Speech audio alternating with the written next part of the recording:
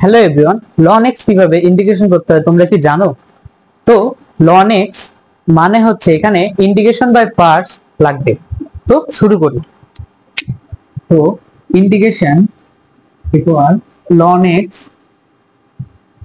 dx, অর্থাৎ এখানে integration by parts এর সূত্র লাগবে। ইন্টিগ্রেশন বাই পার্টস এর সূত্র হলো কোনটা? uv dx equal integration v dx minus integration d dx u into ln v dx dx।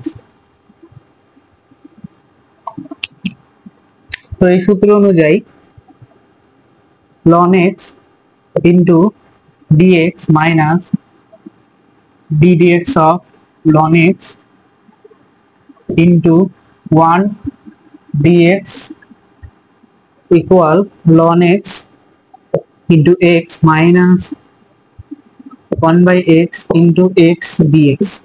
x কাটা, x ln x minus x plus c।